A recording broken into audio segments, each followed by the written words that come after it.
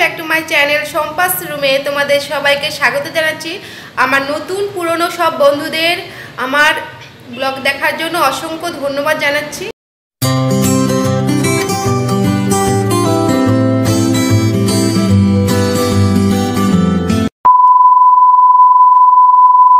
সকাল সকাল ছাদে চলে এসেছি আর তোমাদেরকে দেখানোর জন্য যে আমার গাঁদা গাছটা কেমন আছে। তো কালকে রাত্রে প্রচণ্ড বৃষ্টি হয়েছে, তো ভোরবেলার দিকেও বৃষ্টি হয়েছে, তো গাঁদা ফুলগুলো দেখতে পাচ্ছ জলে একদম ভরপুর হয়ে আছে। তো আজকে আমি ছাদে উঠেছি এই কারণে যে দেখার জন্য যে আমার গাঁদা গাছগুলো কেমন আছে আর ফুলগুলোই বা কেমন আছে, আর তোমাদের সঙ্গে শেয়ার করতে পেরে খুব ভালো লাগছে। তো গাঁদা গাছ ছাড়াও আরও বিভিন্ন গাছ আছে যেগুলো তোমাদের সঙ্গে আমি একে একে সব কিছু শেয়ার করব। তোমাদেরকে আরেকটা জিনিস দেখাবো। দেখো এখানে আমি পুঁই গাছ লাগিয়েছি, তো মোটামুটি অনেক 10-12টা ছিল চারা, তার মধ্যে গোটা চারেক চারা টিকে গেছে। তো এগুলো বৃষ্টির ফলে দেখো গাছ, এই দেখো এই 1টা 2টো 3টে 4টে 5টা 6টা 7টা এখানে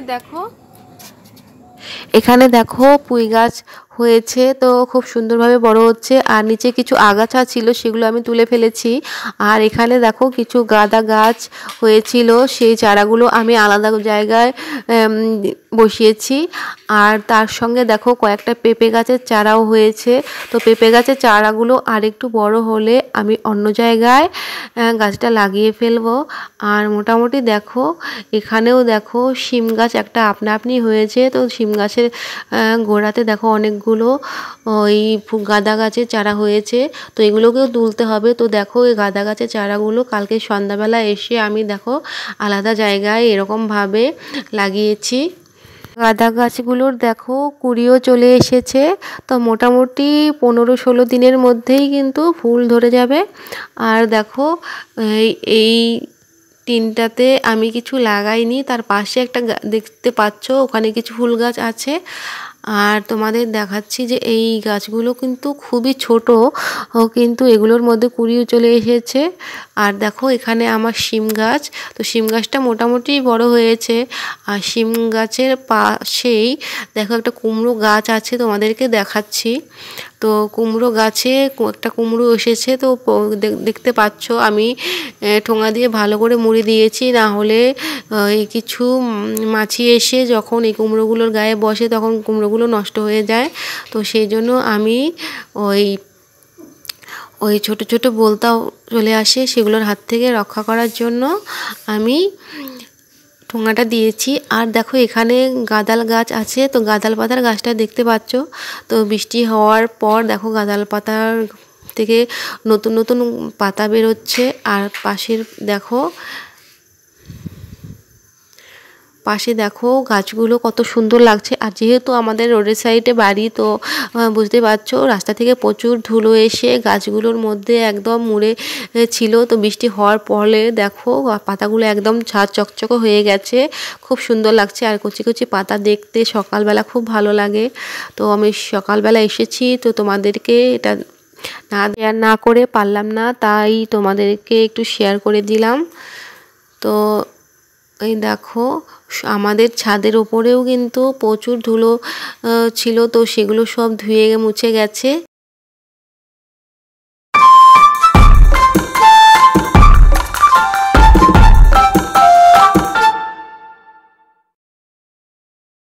তো সকাল সকাল আমি ছাদে চলে এসেছি যে গাছগুলো ঠিকঠাক আছে কিনা দেখার জন্য।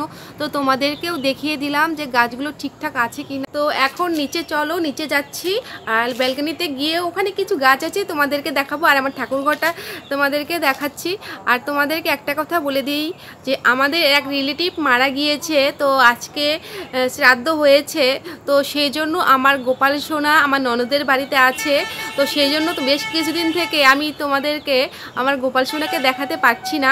তো গোপাল সোনা এলেই তারপর আমি তোমাদেরকে দেখাবো আমার গোপাল সোনাকে। তো ছাদে বৃষ্টি হওয়ার পর ছাদের অবস্থা খুব বাজে, প্রচণ্ড জল জমেছে। তো দেখো আমি একদম হাওয়াই চটি পরে দেখো ছাদে দাঁড়িয়ে আছি। তো ছাদে প্রচণ্ড জল পড়েছে আর আমাদের ছাদ কিছুটা ইনকমপ্লিট আছে। তো আমাদের বাড়ির কাজ মোটামুটি ইনকমপ্লিট আছে বলতে আমাদের দোতলায় শুধু ঠাকুর ঘরটা হয়েছে আর এক্সট্রা কোনো ঘর হয়নি, সেখানে ফাঁকা অনেক পেজ আছে। তো সময় মতো সেগুলো সব করে নেব। আর এখন যেহেতু ছেলে খুব ছোট তো সেই জন্য তাই আমাদের ছাদটা দেখো চারদিকে এরকমভাবে টিন দিয়ে ঘিরে দেওয়া হয়েছে। আর ছেলেকে নিয়ে মাঝে মধ্যে ছাদে উঠতে হয়, তো ছাদের চারপাশে যদি খোলা থাকে তাহলে খুব রিস্ক হয়ে যায়, সেই জন্য আপাতত টিন দিয়ে এরকমভাবে ঘিরে দেওয়া হয়েছে। আর আমাদের ইচ্ছে আছে পুজোর পরে আমাদের মোটামুটি কাজ শুরু হয়ে যাবে। তো এখন নিচে যাচ্ছি, তো নিচে গিয়ে তারপর তোমাদেরকে দেখাচ্ছি সব কিছু। তো বন্ধুরা দেখতে থাকো।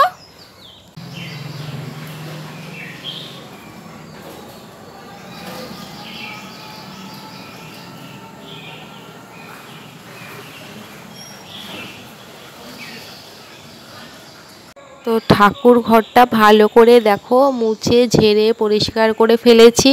তো আমার গোপাল সোনা নেই জন্য ঠাকুর ঘরটা একদম ফাঁকা ফাঁকা লাগছে।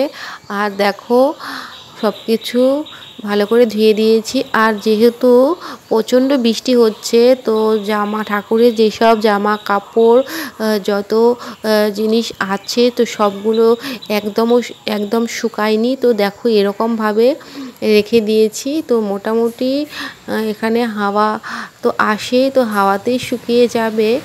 আর আজকে দেখো আমি ঠাকুরের জিনিসপত্র যখন ভালো করে ধুয়ে নিয়েছি, তো ঠাকুরের ওখানে আসনে অনেকগুলো দেখো এখানে কিছু ফ্লাওয়ার আছে যেগুলোতে ধুলো পড়ে গিয়েছিল, সেই সব ফ্লাওয়ারগুলো ভালো করে ধুয়ে পরিষ্কার করে দেখো এখানে জল ঝরানোর জন্য আমি এরকমভাবে ঝুড়িতে রেখে দিয়েছি। আর আমার ঠাকুর ঘরটাও ভালো করে মুছে পরিষ্কার করে নিয়েছি। আর দেখো এই যে বাক্সটা, এই বাক্সটা ঠাকুর ঘরের ভেতরে ছিল। তো এটা আমি তোমাদের আগের দিন একটা ব্লগে দেখিয়ে দিয়েছিলাম। তো আজকে সেটা ভালো করে ধুয়ে মুছে বাইরে রেখেছি। এখন আমি ঠাকুর ঘরটা ভালো করে মোছামুছি করে পরিষ্কার করে নিচ্ছি।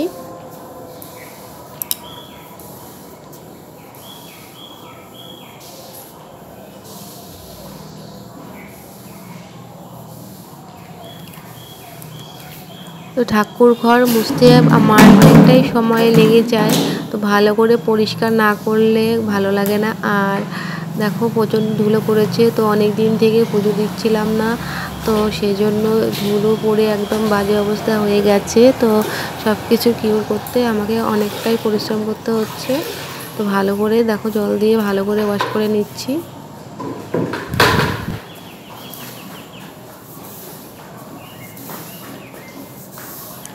আর দেখো এখানে আমি আলপনা দিয়েছি, তো প্রচণ্ড ধুলো পড়েছিল। তো আলপনাটা দেখো মোছার পরে কত সুন্দর লাগছে, তো তোমাদেরকে সেটাও শেয়ার করলাম।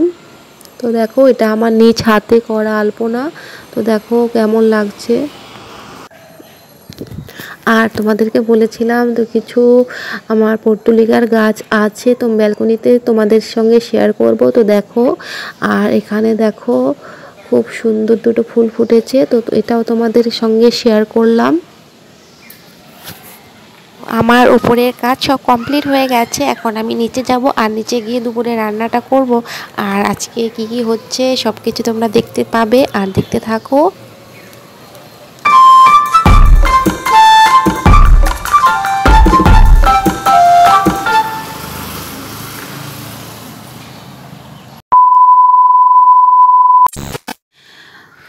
দুদিন বাদে আবার তোমাদের জন্য ব্লগ শুরু করলাম। তো শরীরটা খুব একটা ভালো ছিল না, সেজন্য আর ব্লগ করতে পারিনি।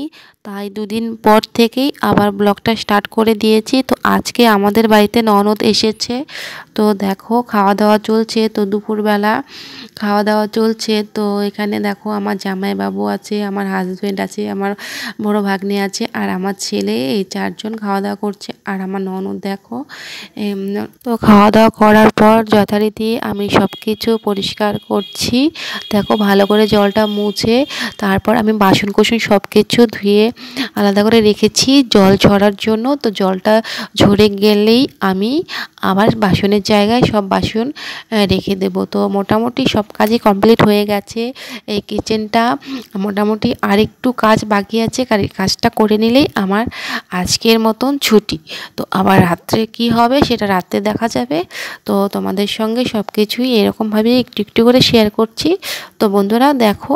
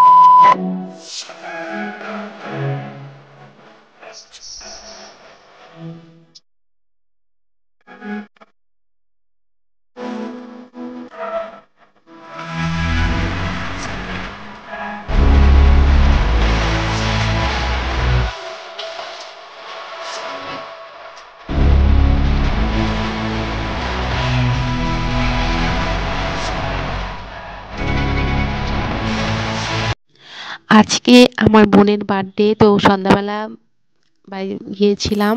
তো দেখো বোনের বার্থডেটা এরকমভাবে সেলিব্রেট করা হলো। তো বোন কেক কাটছে। তো বন্ধুরা তোমরা দেখলে আজকের ব্লগটা, আরও কিছুটা বাকি আছে, প্লিজ তোমরা দেখতে থাকো। আর আজকের ব্লগটা কেমন হয়েছে আমাকে কমেন্টস করে অবশ্যই জানিও।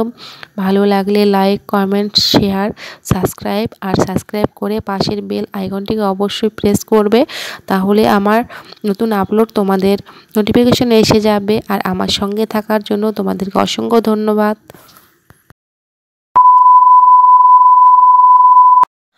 আমার নতুন পুরনো বন্ধুদের অসংখ্য ভালোবাসা, আমার ব্লগ দেখার জন্য শুভেচ্ছা।